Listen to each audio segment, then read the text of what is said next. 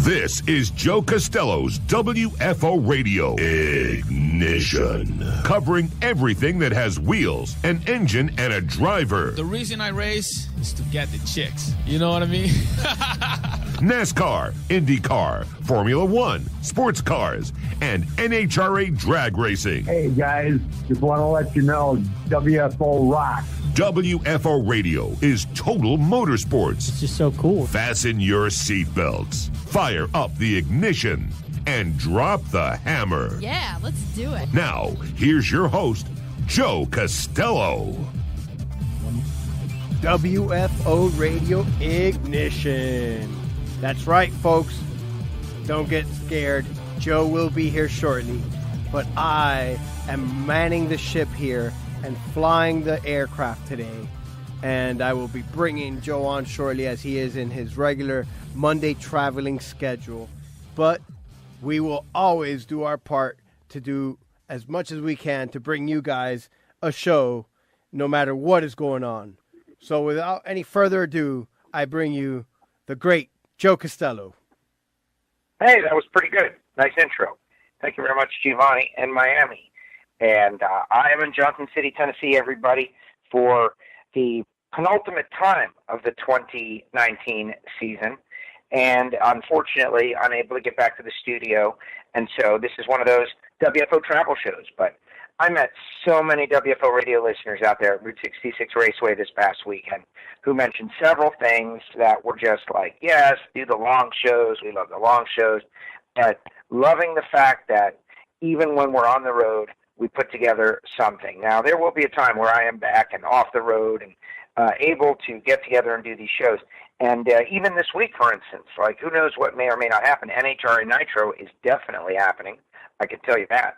NHRA Nitro featuring Steve Torrance and Tommy Johnson, and it's just going to be amazing. Derek Kramer, it's going to be amazing. You will love it. Matt Smith and some others.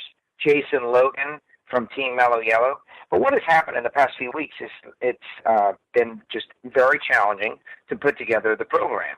And you can imagine that it takes a little bit. You know, you got to watch the racing, you got to do some research, you got to get in a spot where you can do the show. And last week, or 2 weeks ago, it was just impossible, and it was not cool.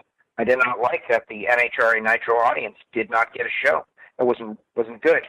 And so this time we really worked hard to put together something, and what it's going to do is it's going to evolve, and we're going to evolve it. Now, this particular show, similar situation, traveling all day long, just dropped to my bag in the hotel room, and here we are doing this.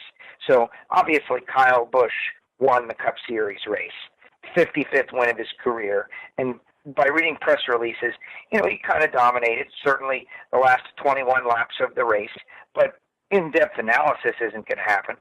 IndyCar, similar situation. Up there in Detroit, Belle Isle, a race that I have been at and enjoyed and walked all over Belle Isle, and it's beautiful. Joseph Newgarden wins the first race, gets the pole for the second race, and then Scott Dixon wins the second race. That is great. But as far as in-depth analysis, there's not going to be any because, honestly, have yet to see the race. Now, what I did see was NHRA Mellow Yellow drag racing, and I'm happy to talk about any of that because there were some big things that went down over this past weekend. Most importantly, you know, Andy Bowl and Gianna Salinas were okay after horrific crashes that both of them were just nuts and just so happy. I was on the mic for Andy's crash, and it troubled me. I was troubled. And then, obviously, when he got out, I was able to get over it. But just a very terrible situation. They had just bought a new car from the Bartone brothers, and a big crash, and it's destroyed.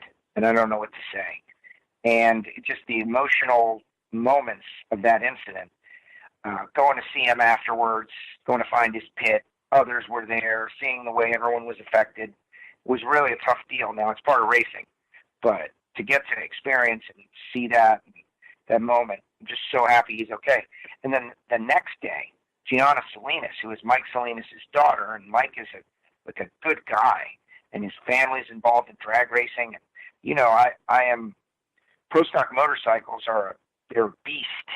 And I've never ridden a motorcycle around a block. I'm not afraid of them, but I don't go ride them. I'll go drive a race car. And let me tell you, to see her come off the motorcycle was a very, just a terrible experience. But that girl popped right up on her feet and just took it and walked it off. It was like, whoa. And that has happened in the past. And so, as much as falling off the motorcycle seems like it would be the worst thing in the world, fortunately, she's okay. But Gio, we had a really great weekend. It was extremely busy with the Jegs All-Stars. It was nonstop work, nonstop effort. I admit, I went in to the city, went to Second City, which was a improv comedy show that Bill Murray got his start at, John Belushi, John Candy, others, Steve Carell. Sketch comedy, kind of like Saturday Night Live. A lot of people go to Saturday Night Live from it. Went to see that. It was really a cool experience. A lot of fun. Chicago, first time in downtown Chicago. Beautiful. It's like New York, but more spread out. It's not quite New York, but it's similar. Second City. It was really great. And just had a wonderful week. But what I'm doing now is I'm here in Johnson City, Tennessee. We're going to shoot Performance TV for the final time of the 2019 season. And those shows are going to run through the end of June, which it is now June, halfway through the year. And then onward to Kansas, straight from here to Kansas. So it is kind of an interesting situation. So once I get back from Kansas, I will not have any more Performance TV shoots. I will be on a strict NHRA only schedule for the most part. Unless someone hires me to do something, I am available. And we'll have a lot more time to focus on WFO Radio Ignition. Now, Giovanni, what about you? You posted the press conference for Kyle Busch, and before the show, Gio was playing me some cuts, and I got to say, Kyle did not sound like he was not a happy guy after he won the race. What's up with that? What's going with this guy who put the bee in his bonnet in that he won 55 races? He's now tied with Rusty Wallace. He won at Pocono back-to-back 3 out of 4 times. And the clips that you were playing for me, Kyle Busch just seemed so annoyed, like something was bothering him that we didn't know about. From what I can see, he generally doesn't like this package. Yeah, I'll quickly go through the couple of quick cuts. Stop asking me package questions. I'm done answering them. Next.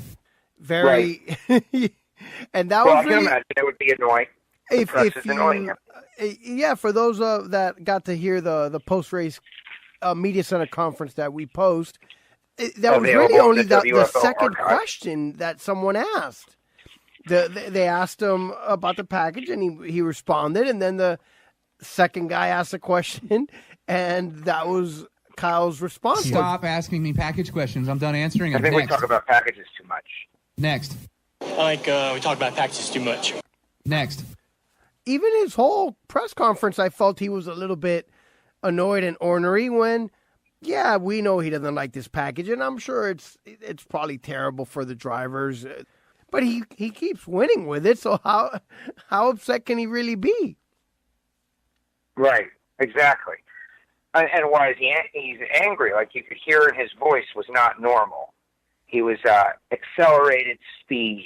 He was like, next question. He was just kind of very different than his normal annoyed self. I wonder, did anybody else notice that? And, who knows why? Maybe someone said something stupid to him. Like, by the way, another thing is this. Like, we're sometimes hard on Kyle Busch, and he definitely makes it easy because just like Tony Stewart before him, just fighting on everything, man. Fighting on everything. Like, that kind of deal. But the large group of motorsports media that, maybe some of them don't know a whole lot about motorsports and ask questions that are perceived to be dumb on a regular basis. Maybe you don't get to hear all of it. And maybe it becomes really annoying to a guy like Kyle Busch. That's possible too. Definitely a possibility, but he's winning. He won 55. He ties Rusty.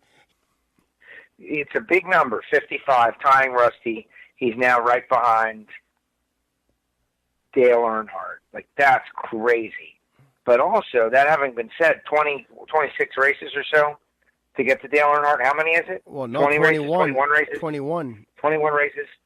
21 more races is a lot of races. Is Kyle Busch going to win 21 more races?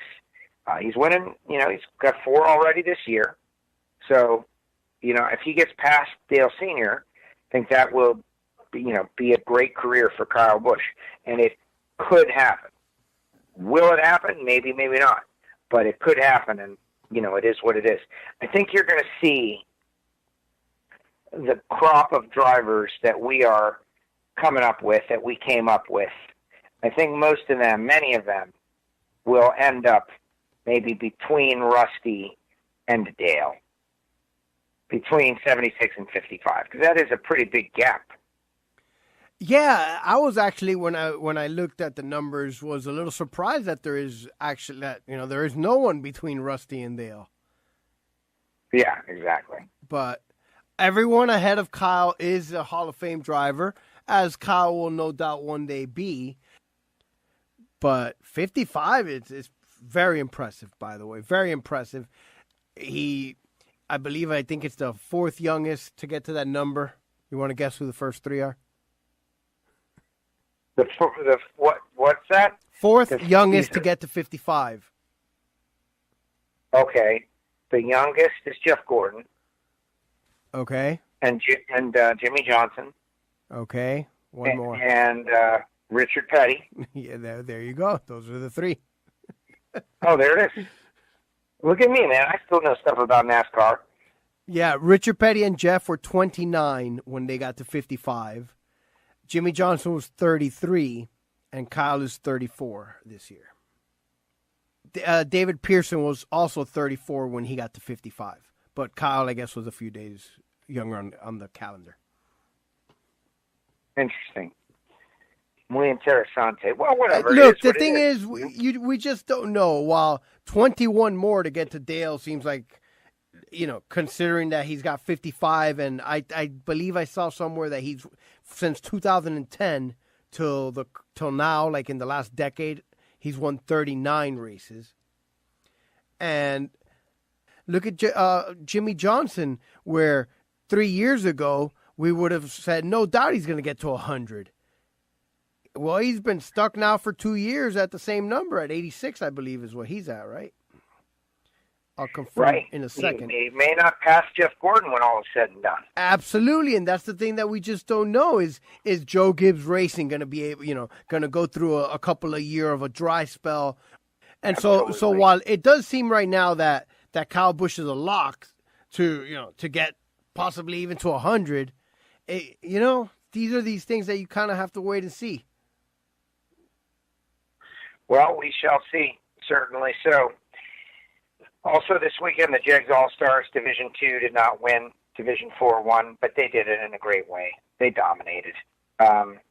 Actually, Division 2 had the lead going into the final rounds, but when it mattered most, the South Central Division, they won every race they needed to win, beating a lot of Division 2 heads-up final rounds. That's it.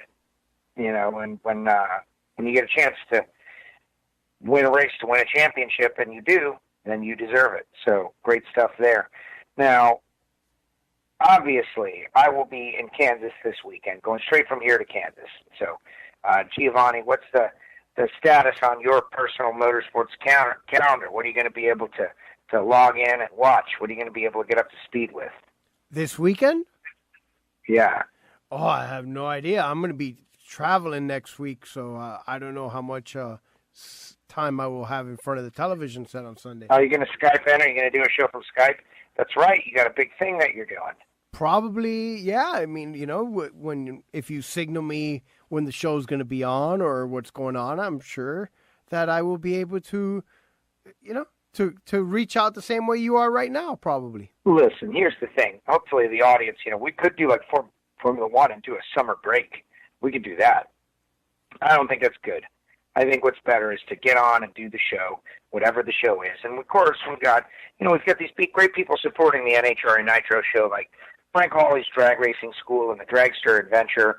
I've been telling people for years to go on the Dragster Adventure and drive a dragster and see what it's all about and how much fun it is, and you'll certainly remember it for a lifetime. And Marvin Rodak, RodaksCoffeeandGrills.com, the hot sauces, and spice rubs, and the fact that it's summertime and you're out there grilling, it's just perfect.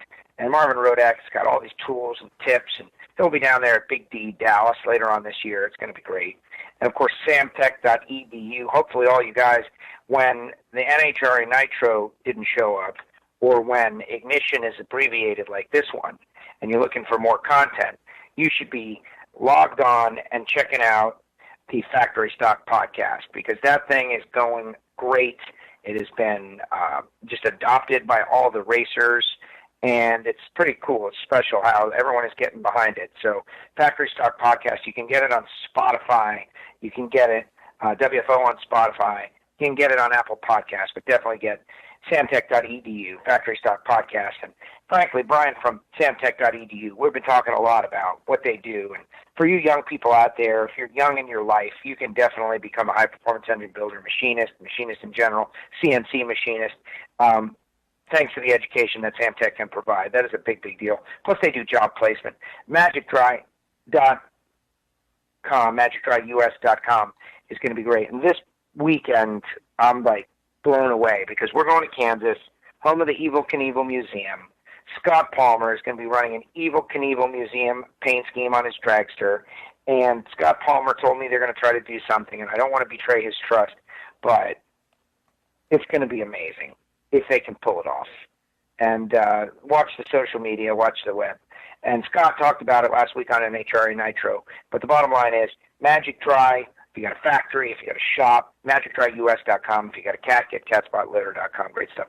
Hanks DeFurs was out there. Zach Sackman ran well, ended up losing first round. His mom, Marie, brings up this amazing Chex mix full of honey and sugar and molasses. It's just, oh, my God, amazing. But got to hang out with Mike from Hanks DeFurs a little bit. And what they're doing in the sport of drag racing is amazing. So if you've got a factory, a shop where you're using cutting tools, Hanks DeFurs metalworking lubricants, definitely the way to go. And HusseyPerformance.net also saw David Allen. So which sponsors didn't I see out there? Let me tell you, David Allen talked about Hussey, talked about what they're doing with the Topper head gaskets business. And just he says that they are so busy, and I'd like to think it's all WFO radio listeners out there, but they got a good thing going over there at Hussey Performance. They're putting out a great product. So go to HusseyPerformance.net, give David Allen a call, and use those quality copperhead gaskets if you're going to use copperhead gaskets at all, because they support WFO, and they are the best in the business. Simple as that. He hand inspects every single gasket before he goes sends them out. Now, Gio, what about SportsCollision? Formula One, I guess we got a Formula One race coming up this weekend, yes? Yes, we do. We're headed to Canada for Montreal. Oh, Canada. I heard that. The native land. Our great friend Mike Race Guitar was going to walk to the racetrack or something, I think is what I heard him say. No, he said that he wouldn't walk to that racetrack. Oh, is that what it was? I must have misunderstood. I thought he said that he was within walking distance and he couldn't wait to walk to the track. Well, I would be there. There's no doubt I would be trying to, suckle on to the Formula One experience because it's pretty cool. Me and Snake, we had a great interview. This was a great weekend.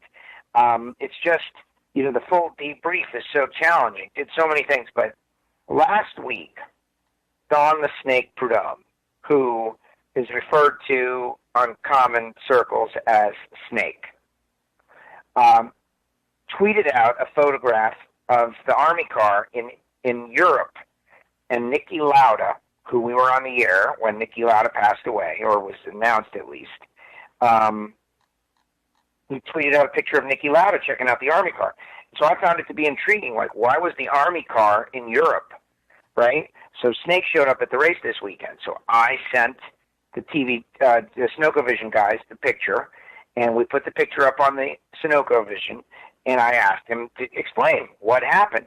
and he went into detail about how Goodyear had sent them over there, and they went to the Ferrari factory, and that Nicky was there, and that Nicky loved the car, but his contract was so strictly written that he couldn't even sit in it. He was not even allowed to sit in it. And that he said that he would love to sit in it, he'd love to drive it, he'd love to start it up, but all the contracts said, nope, you're not even allowed to get in any other car. But that Nicky took Snake around the Ferrari test course in a Ferrari 308. Wow. And had him scared. You know, I got to tell you, to scare the Snake has got to be out on the edge. Oh, yeah, well, you think of what Nicky Lauda could probably do with one of those cars. Yeah, absolutely. It was just it was a really cool experience. We had, and that's why, you know, not to pitch the NHRA.TV, I think the WFO podcast listeners probably all have it. But you get stuff like that, it's a different experience, you know. Hopefully getting more reliable. It was good this past weekend. At least the people I talked to said it was good this past weekend. So anyway, I got to enjoy a little bit of it on Friday in the early hours, and I didn't have any issues. The biggest issue I ever have, I mean, maybe it's, you know, it's a connection or whatever, that every now and then it freezes and I just reload the page, and that's it. But, you know, I guess I'm one of the lucky ones. Listen, I don't want to complain about people, but like, no, look, we've mentioned there's people that have actual serious issues that they're not getting on at all. Hopefully all that's been taken care of this far into the season. But it's the internet, man. There's people who are watching with no problem, and then there's you and you got your problem, and maybe it's you, maybe it's your internet service provider, maybe who knows what the heck it is. Maybe it's NHRA, but bottom line is, you know, whenever it's the internet, it's going to be a little sketchy. But really, though, people just love to complain at every second of every turn. And I don't know. I just think that sometimes somebody, you know, that's having their negative experience, when they complain, that's just what, you know, kind of like if it bleeds, it leads. That's what everybody focuses on, because nobody. What's the point of listening to people, everyone, and say, "Oh yeah, I'm happy, this is great." Well, exactly. Positive feedback never gets forwarded along. But yes, right, anyway, before we get to Sports Collision, we do have the fantasy. And while I know that we don't want to go over everything, I do want to give somebody their due, because there's a few weeks ago, we didn't give someone who was the leader at the moment their proper due, I think, Steve the Trucker. Steve the Trucker, the week that he took the lead. I don't recall exactly what was it that either. That's the week we didn't do a show. Okay, well, there you go. With his bad luck, that was the week we didn't do a show. And while I know you can't hear it, he's getting his proper fanfare right now, because Steve the Trucker has surpassed Patrick the Webmaster as the new leader this week once again. So there you go, really? Steve. You are ahead in the fantasy league. I don't know if you want me to go over and do a quick little recap. Do the important stuff. All right, and that was for Steve there. So let's give him the important stuff here for the fantasy league. I can see Almirolas as the overall leader by 8 over Patrick the Webmaster. Oh, okay, you got it. I think it's kind of cool that Patrick and Steve are in a battle now, and neither of them can quit. And Jambalaya J Racing is third. Actually, what I think is really impressive, look at the top 12 are all Rich and Saugus, Bulls Wool. Right. It's separated by 73 points, the top 12. I mean, they've got a draft going there. They do. Wow. This is a new kind of season. It's a new kind of season, man. You got 12 guys back to Tom Inc. Every one of them could be on the trophy. And I find it hard to believe that someone other than one of them will be on the trophy, if you know what I mean. Well, look, there's a lot of people that are still, top 20, 19, the top 19 are within 209. They all really have a shot, as we're only about, 12 or 13 races in. At most, we're a third of the way, just slightly past a third of the way into the season. And I think, maybe someone like myself who's like 18,000 points behind in the 50-somethings might not really have much of a shot. I really need a lot of help. But looking at the weekly top 10. The game, too. Yeah, Mr. Fantasy NASCAR wins the week with 361 points. Let's not forget about him. He's been making a bit of a run towards the front. And while he's still in ninth, he's only 49 points out of the lead because, as we were just discussing, 73 points covers the top 12. And so we don't want to let Mr. Fantasy NASCAR win. So we need to have Steve the Trucker and Millerman and Patrick and these guys that are all up there in the front. Somebody's got to defend the WFO honor. You hear me out there? Craig and Newhall, Rich and Saugus. Yeah. Even Smothered and Covered, a past champion, if I'm not mistaken. Right. Well, we'll see. So you guys all have to defend the WFO honor out there because, as you know, Mr. Fantasy NASCAR is not only a champion, but a Hall of Famer. My money's on Patrick the Webmaster. I think that Patrick the Webmaster really wants this bad. You think that he's putting in the extra hours at the chalkboard and the dry erase? I do. The dry erase board or the Promethean board, and maybe he's been working on a program to help him select the drivers better. Is that what you're telling me? That he's using his computer skills to manipulate the data in his favor? What the analytics is he money balling our NASCAR league? Is that what's going on here? Something, yes. I don't want to hear Absolutely. that. The nerds have taken over with their analytics of everything. And mind you, I don't want to talk bad about the analytics because I do support them most of the time. I don't know if people sometimes forget that the analytics is just kind of like the yearly average, And these guys are professional athletes, and sometimes some of them get past the analytics, and I got to look into. I really like the manalytics. I just want to depend on the man sometimes, and that guy, he's the man, and he's going to get it done no matter what your analytics and numbers say. Who did you steal this take from? Since I had this discussion with somebody about the analytics recently, and I'm like, look, analytics? Yeah. Really? Yeah, sometimes, when you got He's the guys man. like, exactly,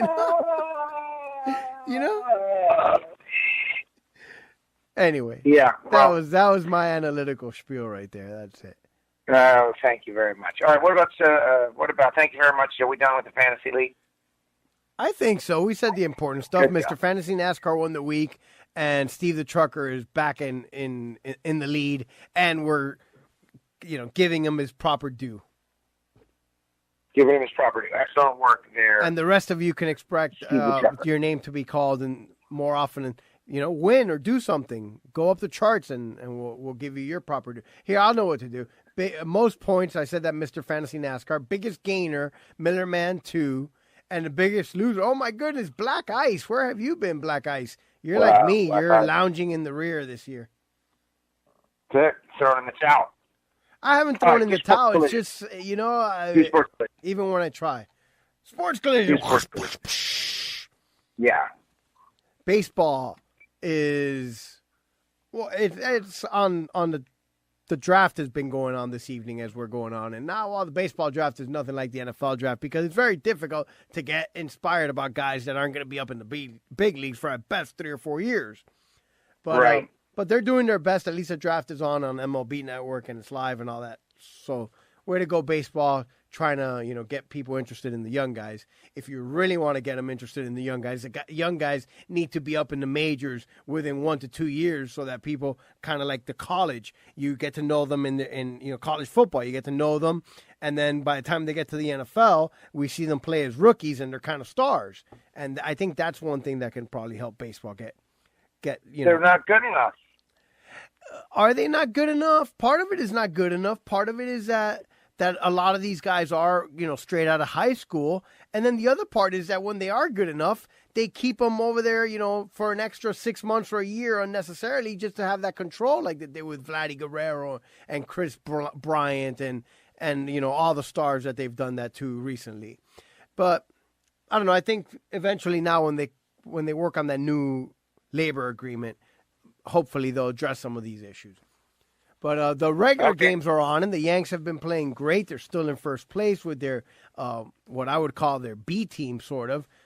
They're playing wonderful and have a better record at this point than they did last year, even though their superstars are still, most of them, on the sideline injured. And what would you think, 2 out of 3 from the Red Sox? 2 out of 3? 2 out of 3. We had a rain out on Thursday, I believe, is what it was. So, yes, we won Friday and Saturday, and they won the rubber game yesterday, I guess would be. Or not the rubber game because we won the first 2, but they got lucky they didn't get swept last night, then it would be the proper way of putting it. Right. And NBA Finals got underway towards the end of the week, finally last week. Game 1 Thursday, Toronto was able to hold on and win. And, Golden State, some of their players were upset with Drake and his whole sideline antics. But then a couple of days later, you know how things are, which was actually Sunday night, Golden State came back and won the game and held off Toronto's late game run. It felt like if there was a scoreless game for the final 5 minutes, pretty much. But a couple of close games. Both games have been, within, I'd say, single digits in points. And, but, they've been interesting. Yeah, I don't expect Golden State to just romp through them as they've been a little injured. And Toronto is not a terrible team. Now, somebody asked me today who I was rooting for, and I was a little uncertain. I told him that I guess if I really don't have an interest in either one of these two teams, and while I would generally not want Golden State to win since they've won, two in a row and 3 out of the last 4 and so forth, I think I'd rather have Golden State win than have the trophy go to Toronto. Like, that's like a foreign country or something. Right. North of the wall. Toronto. Right, aren't they? I believe that's even there. They even call themselves the North. The nicest people. The Canadians are some of the nicest people on earth. Every time I meet a Canadian, it's like they turn out to be so, wonderfully nice and positive and helpful. So if they win the NBA championship, I'm okay with that. Oh, I'm not going to be upset. I was just being, I don't know. I guess I was just taking a shot at the Canadian bacon. You hate Canadians. I understand. Listen, a lot of Americans. No, it's not all the Canadians. It's race guitar, the only one, really. You're just teasing race guitar. You don't care at all. No, I don't. No. I don't like hockey. And hockey's on as we speak, right?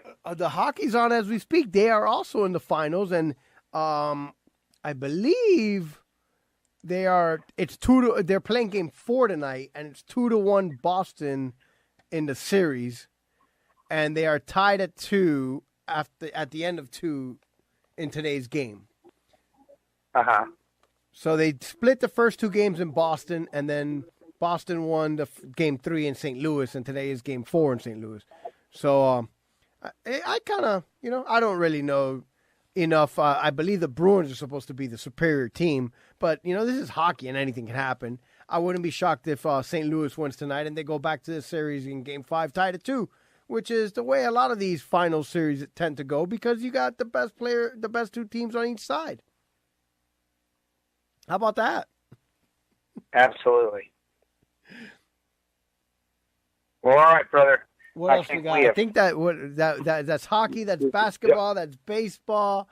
I think there's some football news. I think is that those foreplay is starting, or those preseason camps, or whatever they're called, like mini camps and OTAs. Oh my gosh! Or whatever they call them. But it's summer. It's June. I think the real camp starts in July. So.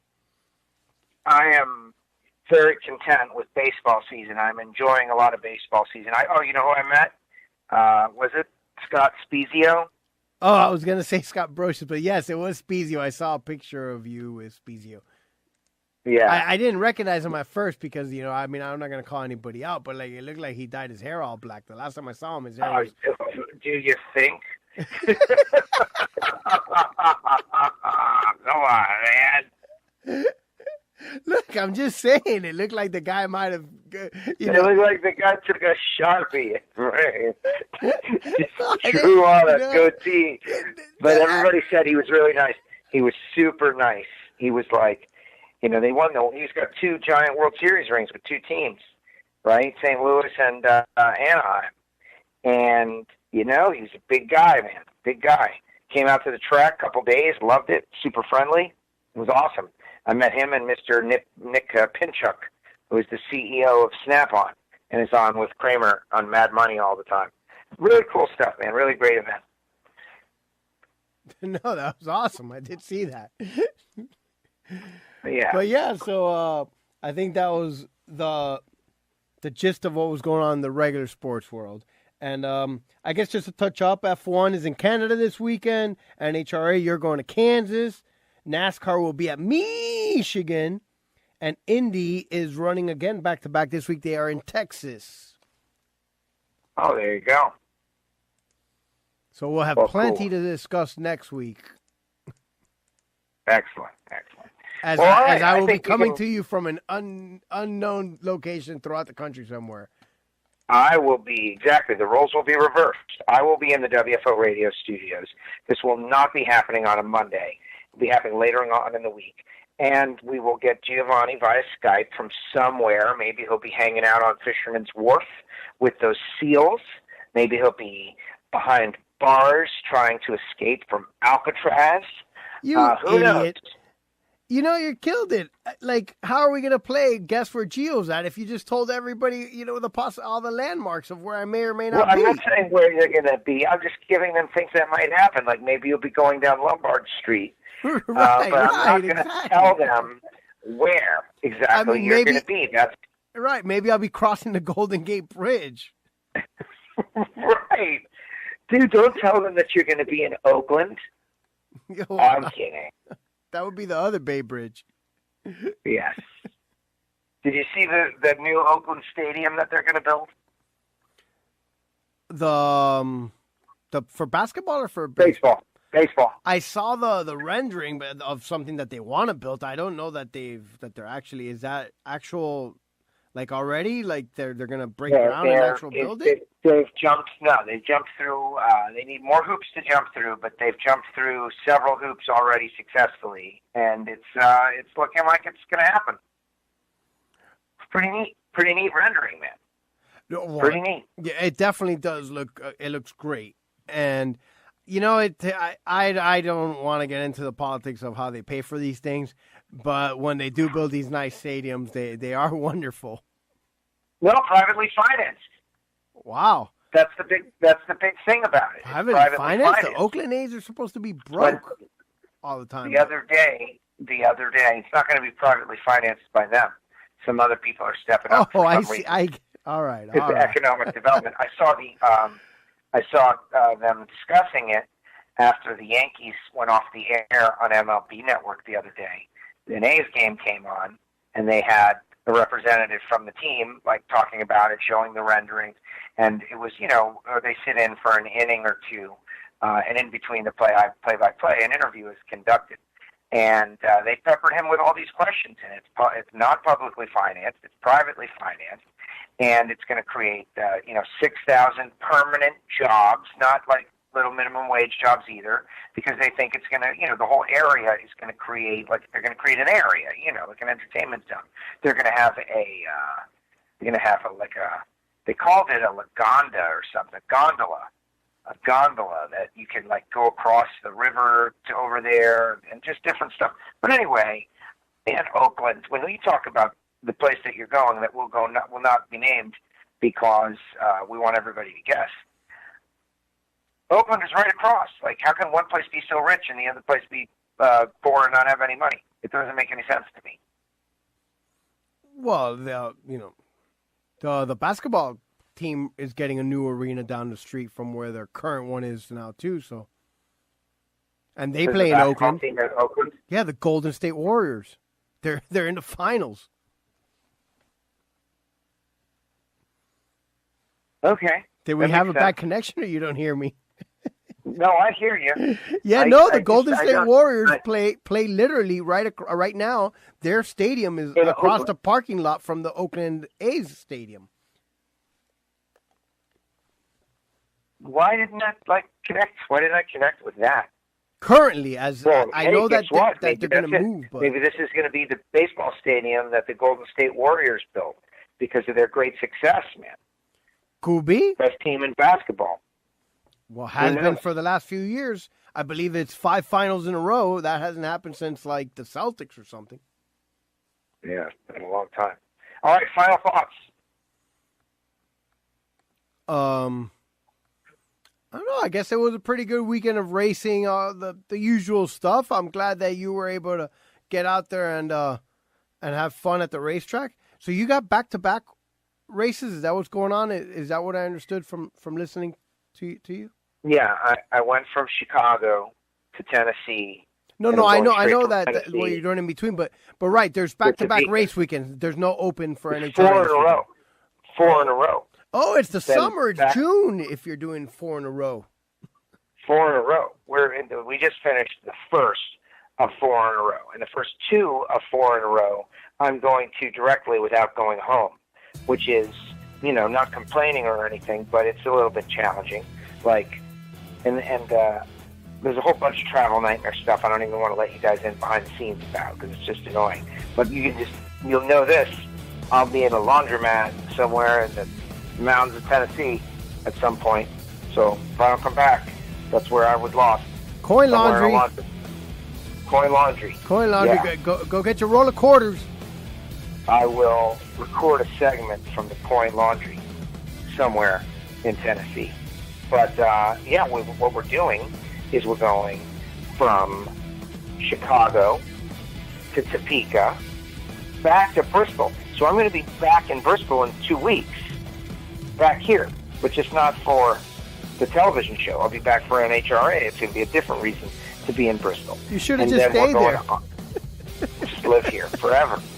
Man, if I sold my house down there, I could live here like a king. Are you kidding me? I could have servants, a servant's quarters. I could have a lot of different things here. But man, then, it's cold. No thanks. There's no beaches. Pretty girls with bikinis, not a thing. So I'm going to continue to tough it out in Florida. And then the week after that is Norwalk, a 4-dayer. And so Sounds like fun. yeah, right. No, Sandusky, we're on the drag racing journey begins, and it's amazing stuff. Like the people, the travel. WFO listeners, Dave and Amy came out. They flew to this one. Met a lot of people who listen to the show. I'm actually feeling a little, as guilty as I can feel that we haven't, we can't be in 2 places at once. That's the deal. Can't be in 2 places at once. The show that you get with me out on the road is just totally different. And fortunately, our great sponsors like Frank Hawley's Drag Racing School and Marvin Rodax, coffeeandgrills.com, Samtec.edu, MagicDryUS.com, Hangsterfors Metalworking Lubricants, and HotSeatPerformance.net understand that we're on this journey that is NHRA, Nitro, and WFO Radio, and it's great stuff. So I'm thrilled to be able to do anything for you guys.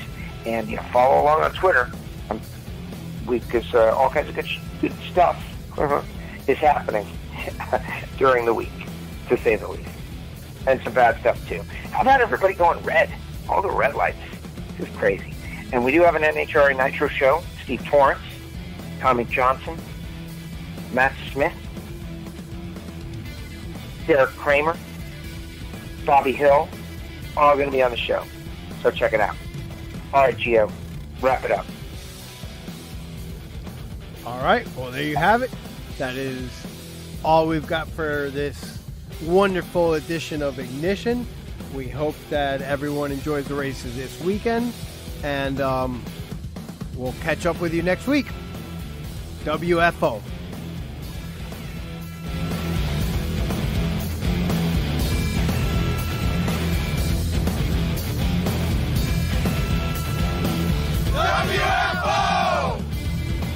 The views and opinions of the hosts, guests, or callers do not necessarily reflect that of the station ownership, advertisers, or agencies. Stop asking me package questions. I'm done answering them. Next. Yeah, welcome to the party. Next. Bye, bye, bye. Next.